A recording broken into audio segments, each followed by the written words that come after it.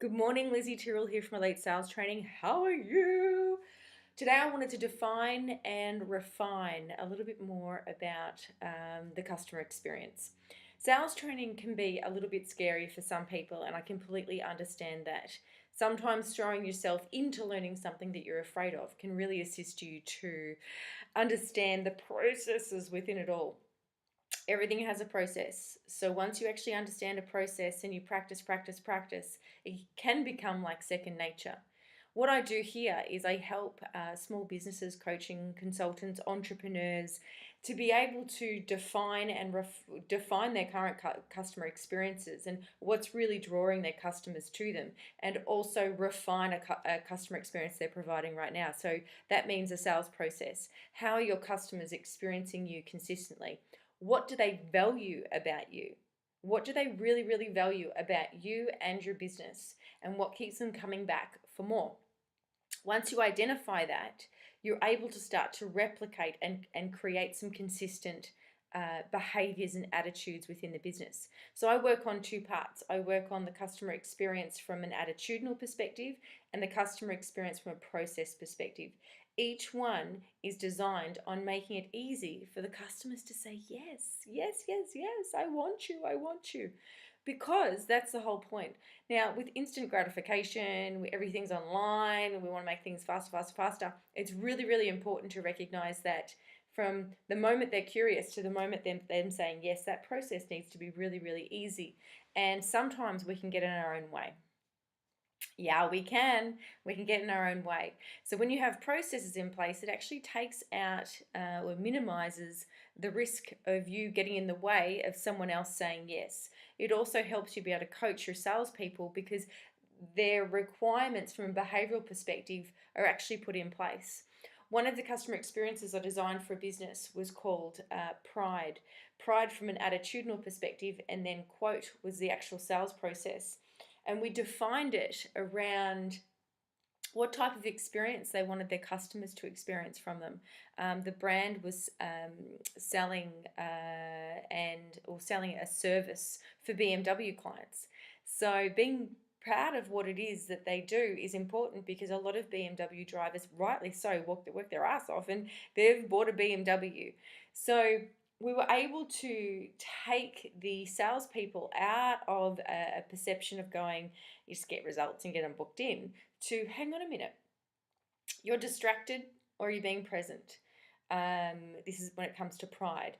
Are you being respectful and responsive, or are you being, yep, nah, yeah, nah, and that person wants to engage a little bit more? Are you being inquisitive? Okay, so tell me more about that. How long's the light been on for? Are you being dedicated to the phone call? Are you being distracted by other things and dedicated to an outcome? Are you elevating the conversation to the next level? Elevation, come on, it's a really, really important thing. You got to know your outcome, a yes or a no or a maybe. Even a maybe can be a potential book-in and a follow-up later on. So you're really going for that yes the whole time. And no is actually quite good because then you know, no, okay, not right, I can't help these people. But if it is a yes or a maybe, sometimes there's a bit more digging needed in regards to objection. You got to dig for objections sometimes. Sometimes people are like, oh, that's okay. And they say, see you later. No, hang on a minute. Is there anything stopping you from taking action today? Really, really important. The other part was quote. They had a sales process in place. They had a diagnostic sheet. We just tightened it up a little bit more. So quote, qualify, understanding. So yes, okay, I understand. Am I clear about this? Let me ask you that again. I just want to make sure that I'm certain. Oh, is there an opportunity there? T, trial close, how does that sound to you? It's an opportunity to be able to solve the problem. T for the trial closes, there's lots of different types of trial closing techniques. And E, which still comes back to elevation. Elevate it. What happens next? What happens next? What happens next? A really, really important thing to engage yourself with. You've got to ask these questions. Really, really important. So that was a type of experience. It was an attitudinal one, and it also was a sales process. And I do this for individual businesses as well. This is not just about going, oh, I'm not sure whether I'm there yet. Yeah, you are. You are. If you're getting leads through, you're absolutely ready to design a customer experience. You know your brand and you know your customers and what it is that they love about you. If you're looking at growing your business, you got to learn how to replicate and create a level of consistency. And then you can measure and coach your people that you work with to make sure they're actually aligned with your brand and your customers are going, hey, there's a great level of consistency from the connection that I had online to the receptionist or the person that booked me in for the session. The session was just as consistent, the follow up was just as consistent, the next session was just as consistent. All these levels of consistency provide awesomeness for you and your brand.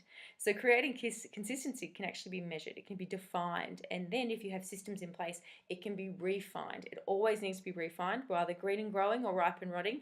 We've got to make sure that we keep on growing. I've worked with companies such as Flight Centre, domain.com.au, the BMW brands. I've worked with lenders, mortgage brokers. I've worked with health and fitness coaches. I've worked with politicians.